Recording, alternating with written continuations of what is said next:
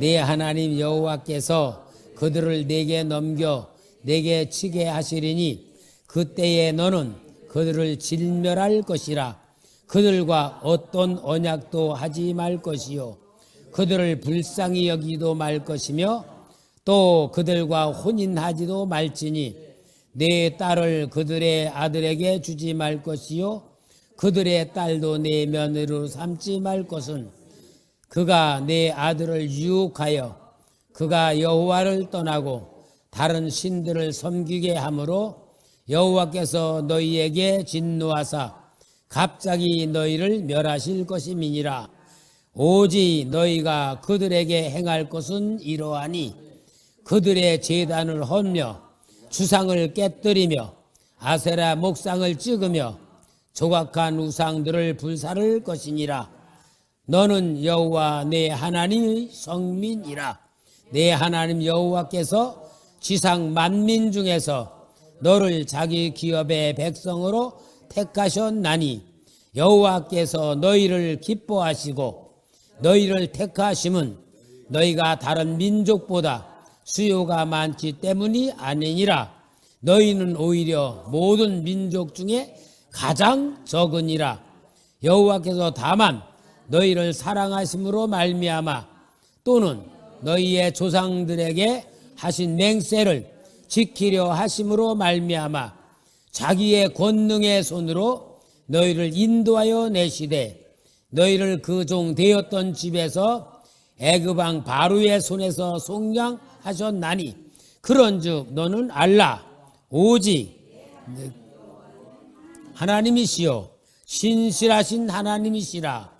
그를 사랑하고 그의 계명을 지키는 자에게는 천대까지 그의 언약을 이행하시며 인애를 베푸시되 그를 미워하는 자에게는 당장에 보응하여 멸하시나니 여호와는 자기를 미워하는 자에게 지체하지 아니하시고 당장에 그에게 보응하시느니라.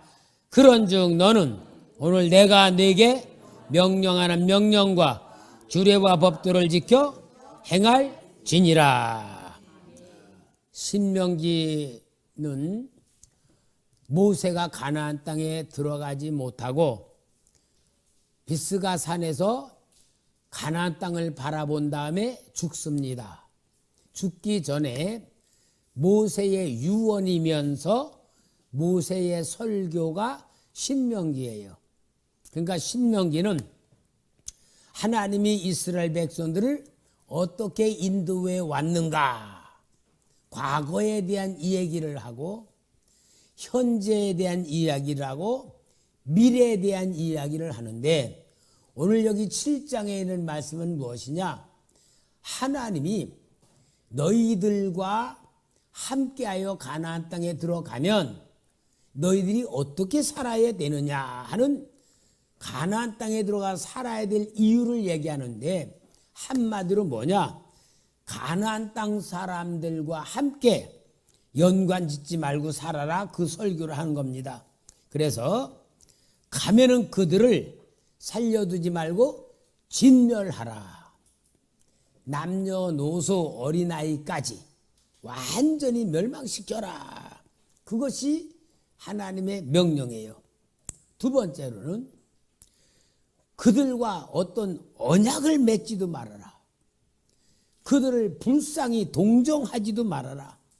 그것이 두 번째 하나님이신 이야기고, 세 번째로는 그들과 절대로 혼인하지 말아라. 딸들을 그들에게 주거나 아들을 그들에게 주어서 서로 혼인하지 말아라. 혼인하면은 그들이 너희를 유혹해가지고 우상을 섬기게 만들 것이니까 그들과 혼인하지 말아라. 그리고 그들이 섬기는 신들의 모든 제단을 다 없애버려라. 불태워버리고 무너뜨려서 제단을 다 없애버려라.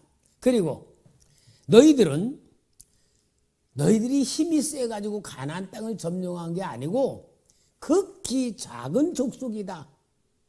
그러니까 너희들은 하나님이 도와준 거로 이긴 거지 너희들이 잘해서 이긴 게 절대로 아니니까 너희들은 교만에 빠지지 말고 너희 스스로 힘을 믿지 말아라 하면서 모세를 통하여 내가 준 이 말씀 그대로를 꼭 지켜야지 너희들이 가나안 땅에서 복을 받을 것이다 하는 것을 이야기하는 겁니다.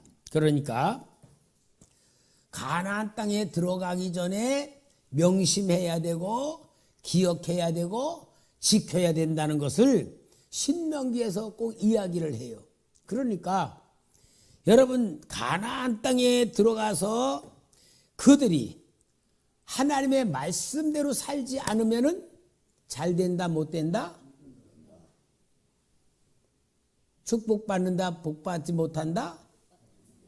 복받지 못한다. 그 얘기를 하는 거예요.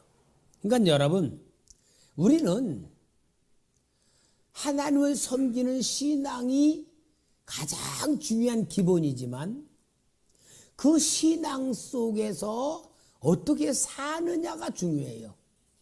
따라합시다. 신앙은 삶이다. 신앙은 삶이에요. 신앙생활을 하면서 성경 공부를 하고 우리 한국 교회의 단점이 뭐냐? 성경 공부 많이 했잖아요. 제자 훈련도 하고. 성경 공부 많이 하는 것보다 더 중요한 게 뭐냐? 삶으로 연관을 시키지를 못했어요. 그러니까 신앙 훈련을 못 받은 거야. 공부를 하면서 배우기는 했는데 훈련을 못 받은 거야. 여러분 신앙생활은 훈련을 받아야 되는 거예요. 오늘날 교회가 성경 공부하고 뭐 여러 가지는 하지만 실제 삶에 대한 훈련을 시키지를 않고 있어요. 그러니까 신앙이 어떻게 돼요? 머리로는 풍성한데 실제 몸으로 움직여지질 않으니까 신앙이 되질 않는 거예요. 그것이 오늘날 한국교회가 무능력, 무기력에 빠져있는 상태가 되는데 이렇게 모세를 통하여 분명히 가나안 땅에 가서 어떻게 살아야 될 것을 이야기했고 또 여호수아도 마지막 죽으면서 그 또 마지막 고별 설교가 이제 23장에 나오는데 여호수아 23장에 고별 설교를 하면서 똑같이 그 고별 설교는 뭐예요? 가나안 땅에 살고 있으면서 이방민들과 같이 혼합되지 말고 하나님 말씀대로 살아라고 하는 그걸 해요. 그런데도 결국은 어떻게 됩니까? 이스라엘 백성들이 하나님의 말씀대로 살지를 못했어요. 그 시대가 사사시대에 온 결과가 나온 겁니다. 그러니까 결국은 뭐냐? 자기가 생각에 옳다고 생각하는 대로 살았다 그 말이에요. 그러니까 사사기에 그랬잖아요. 그때에 이스라엘의 왕이 없으므로 각자 자기 소견에 옳은 대로 행하였더라. 그게 뭐냐? 내 형편대로 내 생각대로 내 방법대로 살았다 그 말인데 그게 결국은 뭡니까?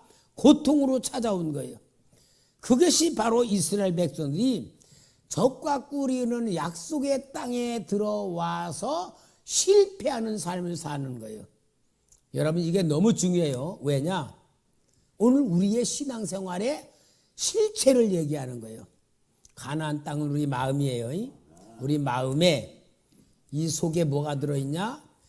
세상적인 모든 삶의 방법, 삶의 내용, 삶의 목적 그게 다 들어있어. 우리 성도님들이 어떻게 살아가? 하나님 앞에 축복을 받는다는 축복의 개념이 돈이 많은 버는 거. 돈이 많이 벌려서 부자로 사는 게 축복이라고 생각해요. 물론 축복일 수도 있어요. 그러나 전제 조건이 있어요. 예수를 잘 믿는 신앙 안에서 물질이 풍성하면 축복이야.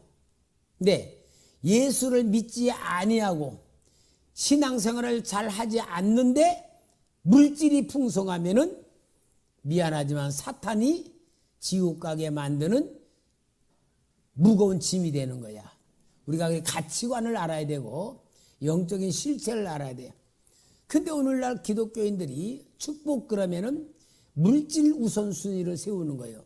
하나님과의 영적 관계를 세우지 않고 물질을 세우는 거야. 하나님이 나를 어떻게 보시는가 생각은 안 하고 그냥 물질만 풍성하면 하나님의 축복받았다고 생각하는데 이게 무서운 거예요. 그러니까 이스라엘 백성들은 가나안 땅에 살고 있으면서도 완전히 이방 민족, 그 가나안 땅에 살고 있는 일곱 족속들에게 완전히 점령을 당하는 그러한 상태가 되는 겁니다.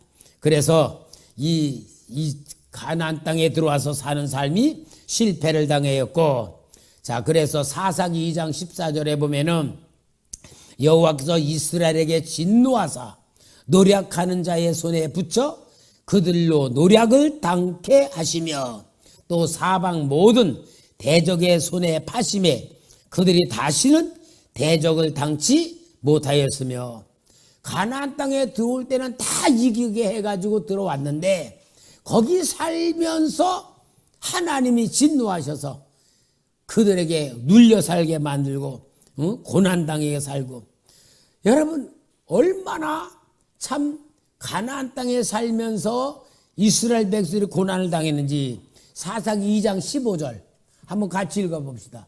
2장 15절 시작.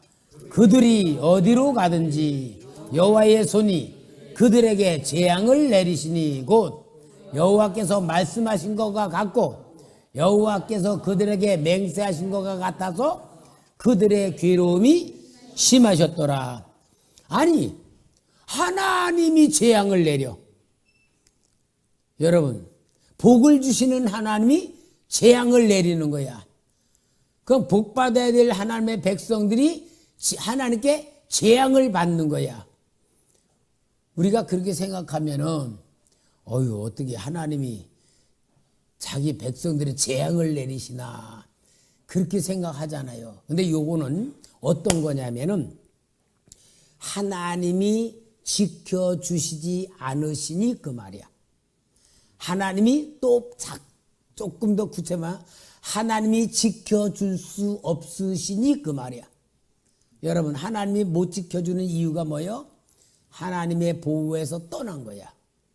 그러니까 악한 영들에게 가진 노력을 다 당하는 거야. 그러니까 하나님이 그에게 재앙을 내는 게 아니고 하나님의 지킴을 받지를 못하니 어디 가든지 재앙을 받는데 하나님의 백성이기 때문에 하나님이 진노하사라는 말을 쓰는 거예요. 그럼 이 말을 보면은 구원받은 하나님의 자녀인 우리에게도 하나님이 진노할 수 있다 없다? 있다. 벌을 내릴 수도 있다. 망하게 할 수도 있다. 그 말이야. 여러분, 우리는 속지 말아야 돼. 무조건 복 주는 거 아니에요. 복 받는 하나님의 그늘 아래 들어와야 돼.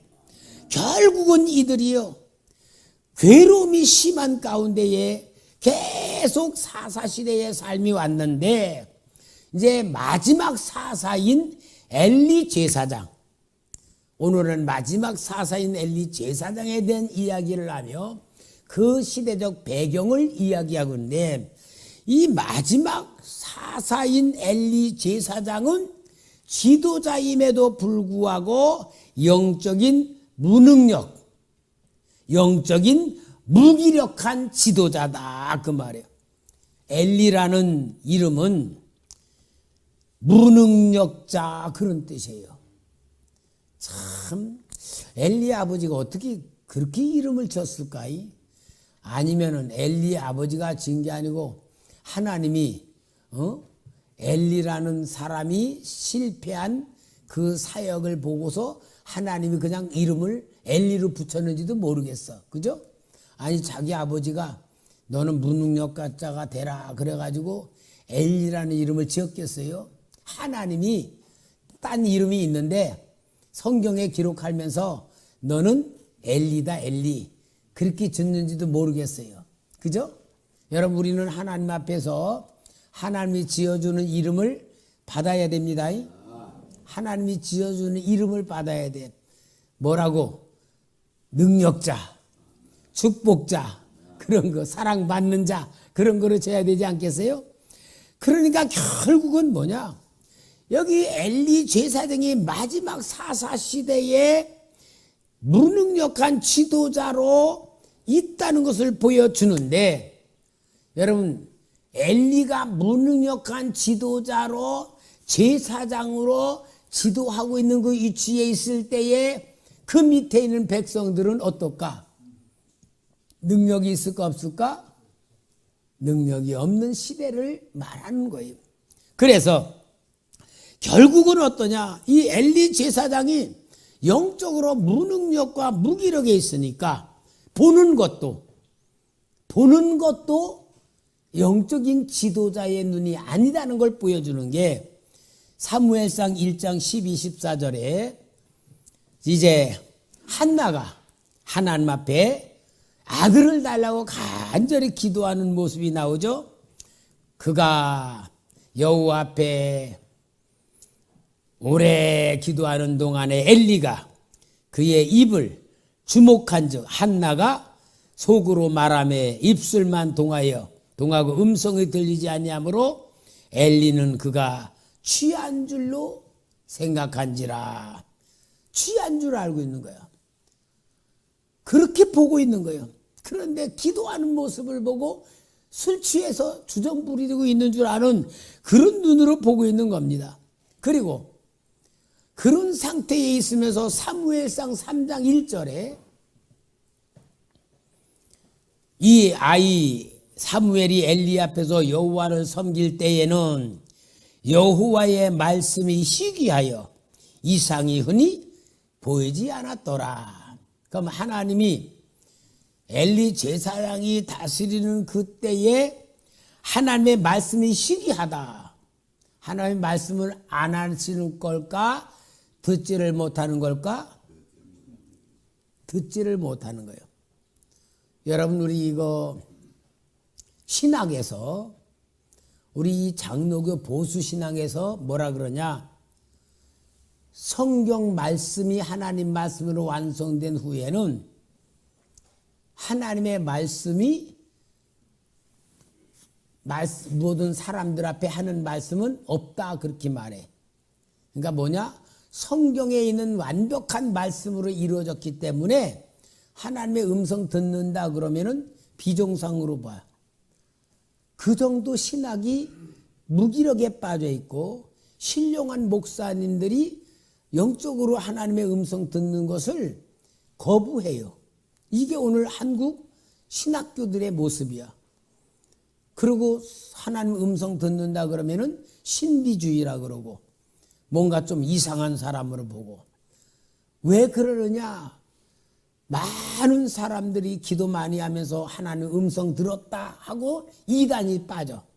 그래, 이단으로 빠진 경우가 많으니까 이것을 막기 위해서 신학으로 그렇게 하기도 하지만 실제는 뭐냐? 신학을 하는 박사님들이나 많은 분들이 기도는 많이 안 하니까 하나님 음성을 못 들어. 그러니까 하나님의 음성은 끝났다, 그렇게 얘기하는 거예요. 그러나 여러분, 하나님이 그러면은 부처님 같이 돼버린 거예요?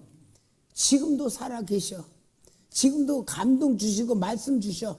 문제는 뭐냐? 하나님의 말씀을 들을 수 있는 영적인 감각이 열려져 있지 않은 것이 엘리 제사장 시대의 영적인 상태라는 것을 보고 있는 겁니다. 그런데다가 또 엘리 제사장이 3장 2절, 사무엘상 3장 2절 보니까 엘리의 눈이 점점 어두워가서 잘 보지 못하는 그때에, 눈이 점점 어두워져서 보지 못해. 성경에서는 나이를 많이 먹어서 눈이 점점 보이지 않는 것 같이 얘기하지만 영적으로 보면은 하나님의 역사를 보는 눈이 점점 어두워진 것을 상징적으로 보여주는 말씀인 겁니다. 그리고 더 무서운 건 뭐냐? 영적으로 무뎌지니까 엘리 제사장이 자기 아들들이 죄를 짓고 잘못 행하는 데에도 깨닫지 못하고 그들을 교훈하지 못하는 무능력한 아버지 상태가 있는 거예요. 우리 사무엘상 2장 12절에서 17절에 보면은 참 이 엘리 제사장의 아들들에 대한 얘기를 하나님께서 사무엘에게 하는 말씀입니다. 뭐냐? 한번 우리 읽어볼까요? 자, 12절부터 17절가 시작.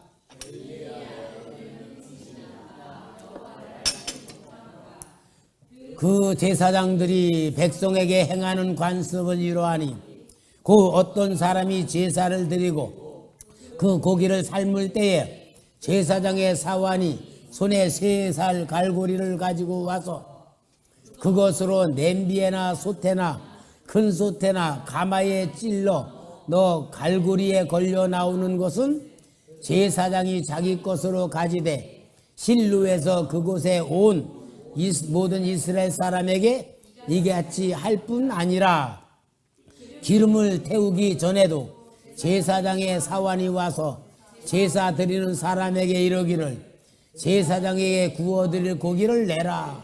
그가 내게 삶은 고기를 원하지 아니하고 날 것을 원하신다 하다가 그 사람이 이르기를 반드시 먼저 기름을 태운 후에 내 마음에 원하는 대로 가지라 하면 그가 말하기를 아니라 지금 내가 내라. 그렇지 아니하면 내가 억지로 빼앗으리라 하였으니 이 소년들의 죄가 여호와 앞에 심히 크면 그들이 여호와의 제사를 멸시함이었더라. 제사를 드리려고 그 제물을 삼고 있는데 제사를 드리려고 3살 갈고리 와서 찍어가지고 제일 먼저 찍히는 거 가져가고 또 하나님 앞에 제물로 태워서 기름을 태워 드린 다음에 고기는 제사장 건데 태우기 전에 날 것 먹고 싶다고 뺏어가고 근데 이건 뭐냐? 여호와의 제사를 멸시했다. 여러분 제사장이 하나님 앞에 드는 제사를 멸시한 거야. 이런 상태에 있으면은요 진짜 그 백성들은 어떤 상태냐는 걸 보여줘. 엘리 제사장은 자녀들이 죄를 지어도 그것을 정말 고칠 수 있는 능력이 없었어. 하나님이 경고를 해도 깨달을 줄을 못하는 거예요. 그러니까 그 죄가 계속 쌓였던 것에 대하여서 하나님이 사무엘에게 무서운 저주를 내립니다. 3장 12, 14절 3장 12, 14절 자 시작. 내가 엘리의 집에 대하여 말한 것을 처음부터 끝까지 그날에 그에게 다 이루리라. 내가 그의 집을 영원토록 심판하겠다고 그에게 말한 것은 그가 아는 죄악 때문이니 이는 그가 자기의 아들들이 저주를 자청하되 금하지 아니하였음이니라. 그러므로 내가 엘리의 집에 대하여 맹세하기를 엘리 집의 죄악은 제물로나 예물로나 영원히 속죄함을 받지 못하리라 하였노라 하셨더라. 제사로 속죄함도 받지 못하고 제물로 받지 못할 저주를 계속 쌓고 있었던 거예요. 여러분 아는 죄라고 해서 모르는 죄가 아니야. 이러면은 하나님 앞에 죄를 짓지, 이러면은 하나님이 기뻐하지 않지, 알면서 지은 죄예요. 지금 여러분 제사장들이 짓는 죄를 말하고 있어요. 이것이 바로 무서운 하나님의 진노를 쌓고 있는 거다 그 말이야. 그러니까 여러분 우리가 죄를 지을 때에 일반 사람들이 짓는 죄하고 지도자가 짓는 죄하고 똑같은 죄라도 질이 달라요. 지도자가 짓는 죄는 그만큼 사명이 크고 책임이 큰 것만큼 하나님 앞에 받는 징계도 무서운 거예요. 결국은 이들은 하나님의 제사장으로 세웠으면서도 하나님 앞에서 대놓고 죄를 범하는 그러한 시대였고 아예 노골적으로 짓는 죄예요. 그래서 사무엘상 2장 12절 봐요. 2장 12절 시작. 엘리의 아들들은 불량자라 여호와를 알지 못하더라. 여러분 지금 흠니와 비느하스가 제사장이에요. 제사장인데 여기에 엘리의 아들들은 불량자라. 그러니까 제사장들인데 하나님이 볼 때 뭐요? 불량자야. 그리고 하나님을 알지 못했다. 아니 제사장들이 하나님을 알지 못해. 그건 무슨 얘기예요? 완전히 하나님하고는 적대적 관계를 이야기하는 거예요. 얼마나 무서운 얘기예요. 그러니까 여러분 요 말을 바꾸면은 오늘로 말하면 목사님들이 이렇게 살아갈 수 있다는 것도 보여주고 목사님들이 그렇게 지도하고 있으면 성도들은 저절로 그게 따라갈 수밖에 없는 거로도 볼 수 있는 거고 이것이 바로 영적인 세계요 하나님을 섬기는 신앙의 세계라는 것을 보여주는 겁니다. 그러니까 결국은 이러한 죄를 저짐으로 말미암아서 그 시대적 상황이 어떤가를 성경에서 말해주고 있습니다. 그런데 여러분 또 흠니와 비느하스가 짓는 죄가 또 있어요. 사무엘상 2장 22절 다 같이 시작. 엘리가 매우 늙었더니 그 아들들이 온 이스라엘에게 행한 모든 일과 회막문에서 수종드는 여인과 동침함을 듣고 간음죄를 또 성막에서 짓는 거야. 완전히 갈 때까지 가는 거죠.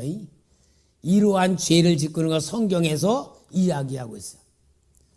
마지막 지도자인 엘리 제사장의 집을 얘기해요. 그러면은 결론이 나옵니다. 그 결론은 뭐냐? 2장 25절 시작.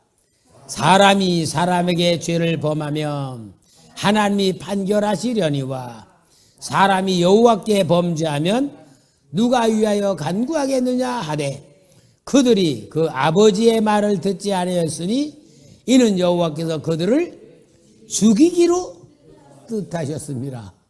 여러분 제사장이 하나님 앞에 죽이기로 하나님이 정하셨다는 것을 이야기해 주는 거예요. 그러니까 여러분 따라합시다. 직분보다 신앙이 중요하다.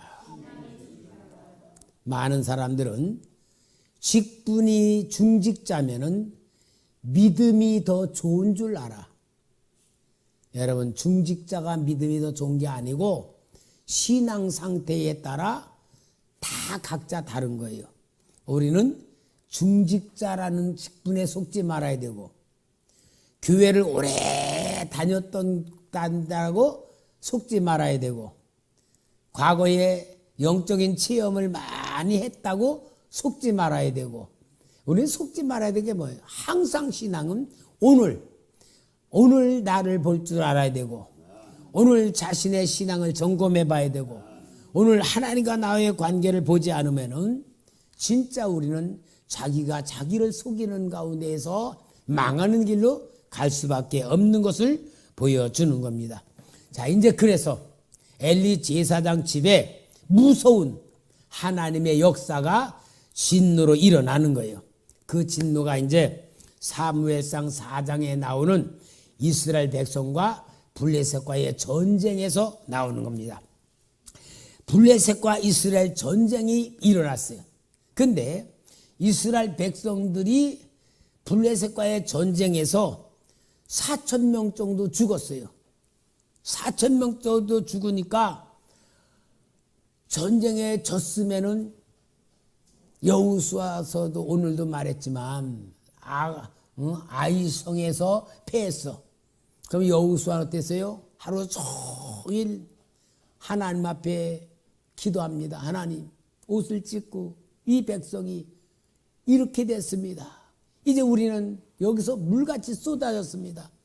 우리가 이 아이성에서 실패했음으로 인하여 가나안 땅에는 모든 동족이 다 일어나가지고 우리를 갖다 우습게 여기고 우리에게 우리는 완전히 망합니다. 우리는 죽을 수밖에 없습니다고 너무 안타까워서 막 통곡하고 기도할 때 하나님께서 왜 그러고 있느냐, 내 백성이 내게 범죄했다 그러고 아간의 범죄를 하나님이 찾아내 주시셔서 문제를 해결하게 주잖아요.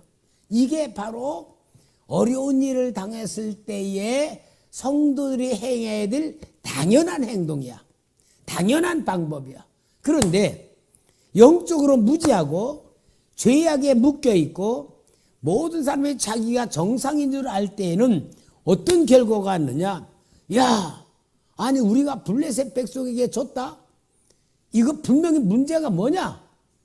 이거 한 4,000명가량 죽었으니 얼마나 많이 죽었어요. 그러니까 우리가 문제가 하나 있구나. 그 문제가 뭐냐?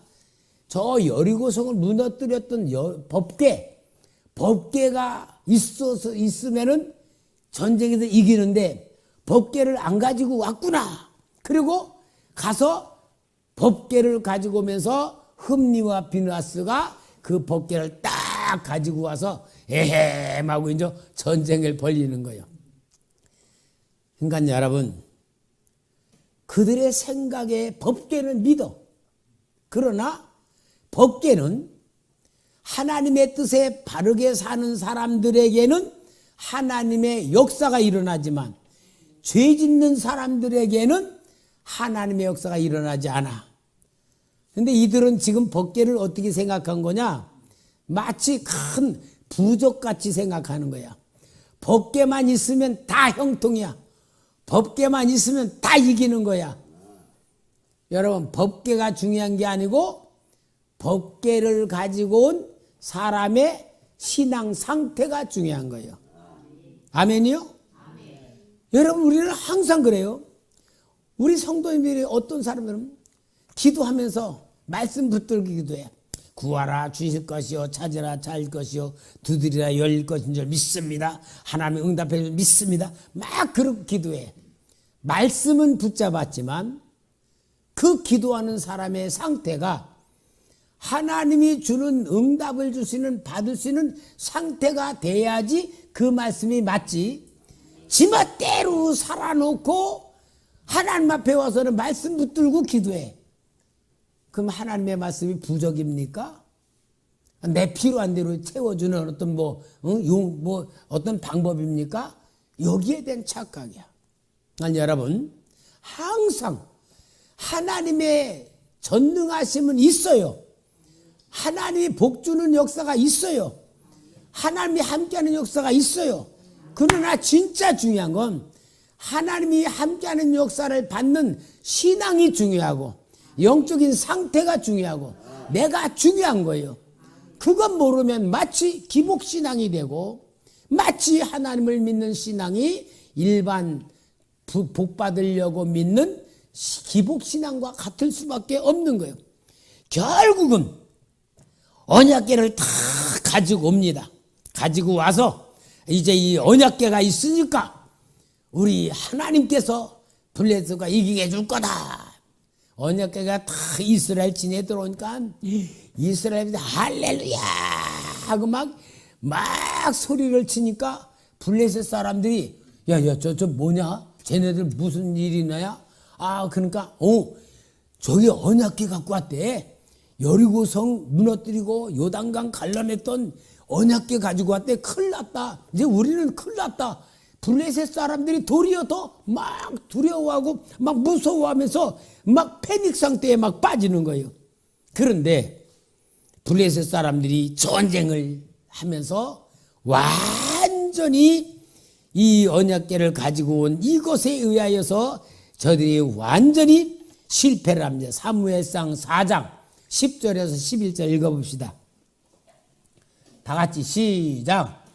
블레셋 사람들이 쳤더니 이스라엘이 패하여 각기 장막으로 도망하였고 살육이 심히 커서 이스라엘 보병이 엎드려진 자가 3만 명이었으며 하나님의 괴는 빼앗겼고 엘리의 두 아들 흠니와 비나스는 죽임을 당하였더라.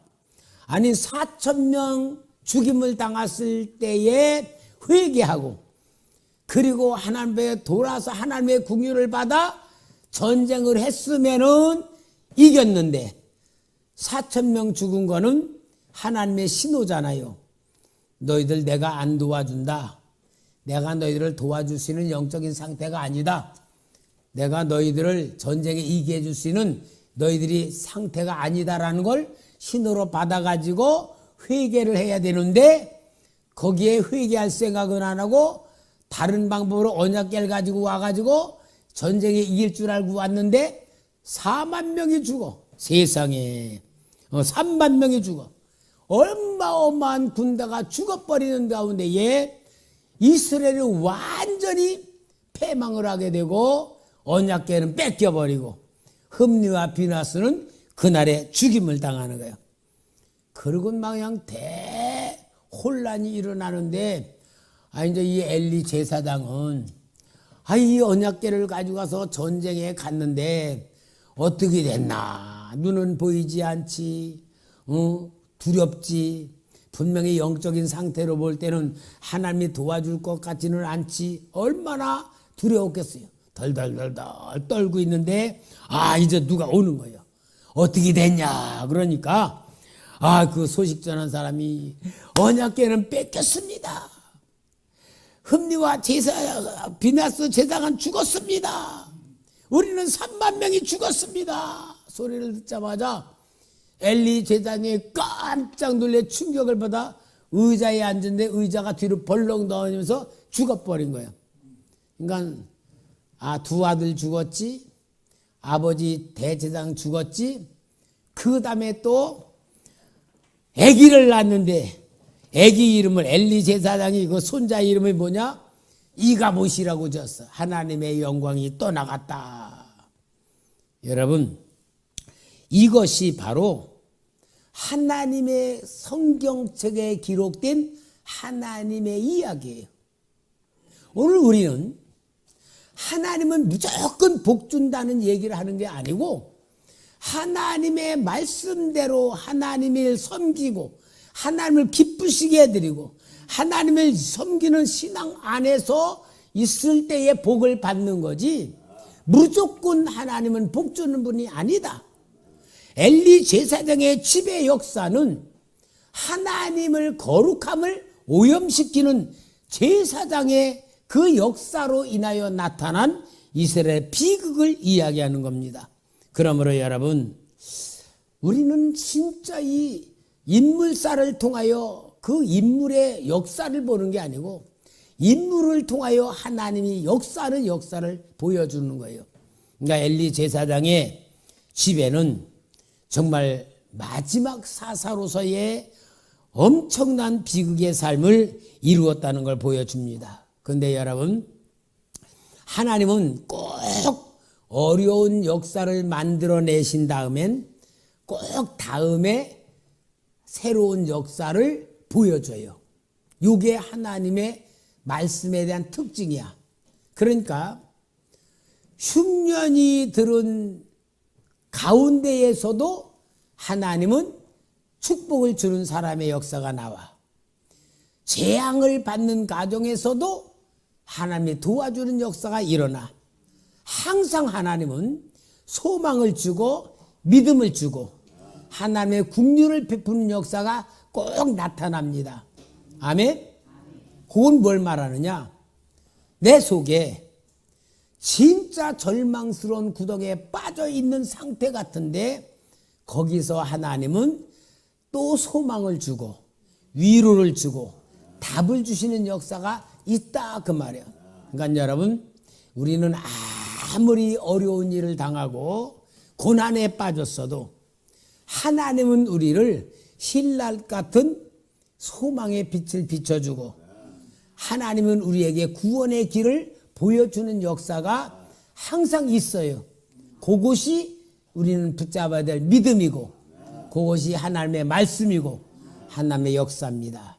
그러니까 여러분, 우리는 내 역사를 전체를 바라보는 가운데에서도 하나님의 역사를 붙잡는 사람은 승리해. 그러나 하나님의 역사가 못 느끼고 붙잡지 못하면은 그 고난을 통하여 무너지게 되고 실패할 수밖에 없는 게 우리의 인생이라는 것을 보여주는 하나님의 말씀이에요. 그래서 우리는 성경에는요, 아무리 하나님의 은혜를 주어도, 아무리 하나님의 도와주어도 인간은 망하는 길로 간다. 그게 성경의 얘기야. 그리고 인간은 아무리 망하는 길로 가더라도 하나님은 구원을 이루신다. 그래서 성경에는 이렇게 흐르는 하나님의 역사와 이렇게 흐르는 인간의 역사가 있어요. 그러니까 항상 사람은 아무리 은혜를 베풀어도 망하는 길로 간다. 그게 이제 우리 역사예요. 아무리 은혜 주고 아무리 도와주게도 우리의 본질은 망하는 길로 갈 수밖에 없어. 그렇기 때문에 하나님의 은혜, 하나님의 사랑, 하나님의 구원을 우리가 붙들어야 돼. 그리고 아무리 인간이 망하는 길로 가더라도 하나님은 꼭 구원하신다. 구원을 이루신다. 은혜를 베푸신다. 사랑을 베푸신다. 이게 성경의 전체에서 흐르는 두 줄기의 흐름이에요. 우리는 어느 걸 보느냐에 따라 우리의 신앙의 내용이 달라진다는 것을 기억하며 항상 여러분 무조건 되고 우리는 이기는 방법은 뭐예요? 하나님의 사랑, 하나님의 은혜, 하나님의 역사를 놓치지 말고 붙드시길 바랍니다.